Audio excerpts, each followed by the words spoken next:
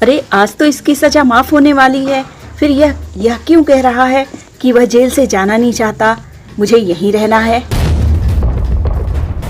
अब तो ये जेलर साहब ही बताएंगे। सर, एक अजीब कैदी आया है, वह कह रहा है कि वह यहाँ से जाना नहीं चाहता, वह यहीं पे रह के मरेगा, जबकि आज के आज उसकी सजा खत्म हो रही है। वह उम्र कैद काट चुका है, लेकिन वह जाना नहीं चाहता। बुलाओ उसे।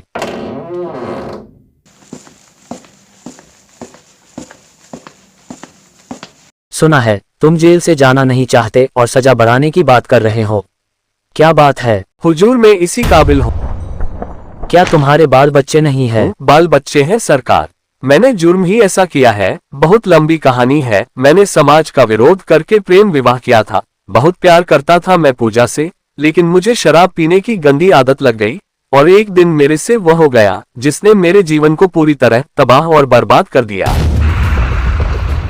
हमारी जिंदगी बहुत अच्छी चल रही थी, सब कुछ था हमारे पास, 2 छोटे बच्चे और अच्छा खासा पैसा कमाने लगा था। मैं अपनी पत्नी को घुमाने फिराने भी ले जाया करता था, जबकि वह खुद ही मना करती थी।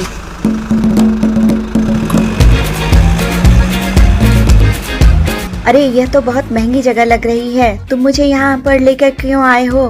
देखो बच्चों की पढ़ाई लिखाई है, अभी उनके जीवन के लिए हमें बहुत कुछ करना है। इस तरह फिजूल खर्ची करोगे तो कैसे चलेगा?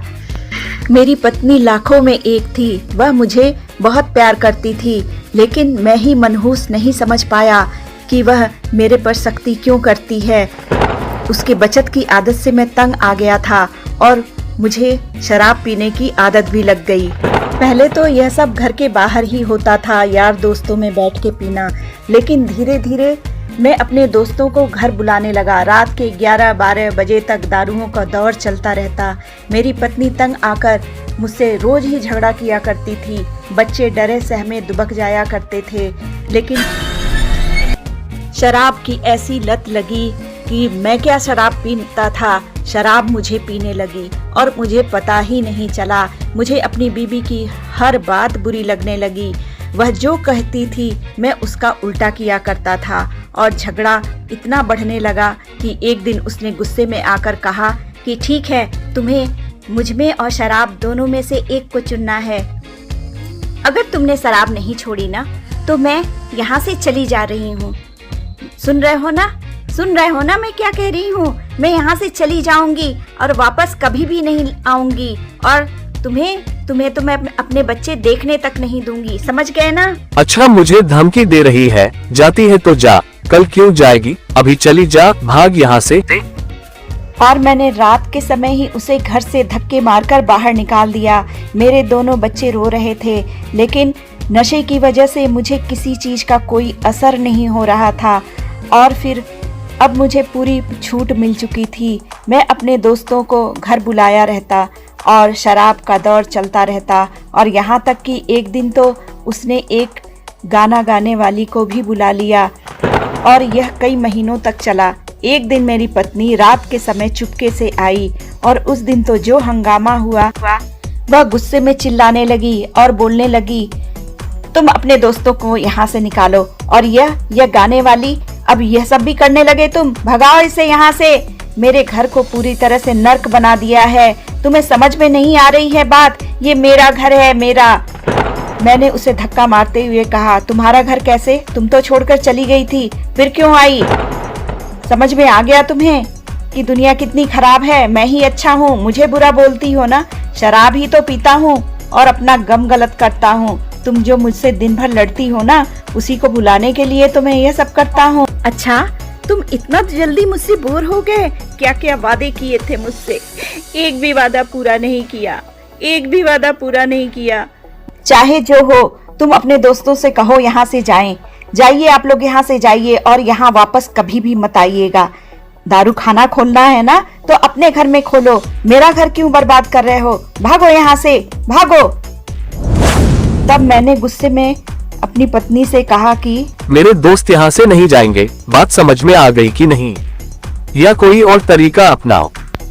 आप लोग जाइए यहाँ से। आप लोग क्या तमाशा देख रहे हैं? अपने घर में शराब खाना खोलो जाकर। फिर मेरी पत्नी ने उनके ऊपर पानी डाल दिया। मुझे बहुत तेज गुस्सा आया क्योंकि वह सब घर से बाहर निकल गए। और फिर मुझे इतना तेज गुस्सा आया कि मैंने उठाकर अपनी पत्नी को मारना शुरू कर दिया और तब तक मारता रहा जब तक उसकी आवाज बंद नहीं हो गई। मेरे बच्चे रोते रहे, बिलखते रहे। पापा मम्मी को मत मारो, पापा पापा मम्मी को मत मारो पापा, छोड़ दो। देखो मम्मी कुछ नहीं बोल रही है पापा, मम्मी को क्या हो गया? देखो ना पापा, देखो मम्मी को क्या होगा, मम्मी उठ नहीं रही है। सुबह जब मेरा नशा उतरा तो मैंने देखा कि मेरी पत्नी इस दुनिया से जा चुकी थी और यह मौत का तांडव मेरे ही हाथों हुआ था, मेरे ही। उसके बाद पुलिस आई और मुझे जेल हो गई, उम्र कैद मिला मुझे। अब मुझे लगता है उम्र कैद तो मेरे लिए कम था। मुझे तो कोई ऐसी सजा मिलनी चाहिए थी जिससे सुनकर शराब को हाथ लगाने वालों की रूह कांप जाए और वो कभी शराब को हाथ न लगाएं। मेरी सजा खत्म होने के 1 महीने पहले ही मेरे घर चिट्ठी लिख दी गई थी। उधर से जवाब आया। मेरे बच्चों ने कहा, अब हमें आपकी ज़रूरत नहीं है पापा, बिल्कुल भी ज़रूरत नहीं है। जब हमें आपकी ज़रूरत थी तब तो आप जेल की हवा खा रहे थे। हमने कैसे कैसे अपने दिन निकाले हैं वह तो हम शब्दों में व्यक्त नहीं कर सकते।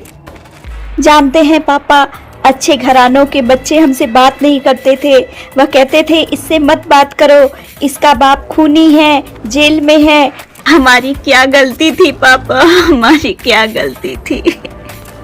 नशे का शौक पूरा करने के लिए आपने हम सबको बर्बाद कर दिया।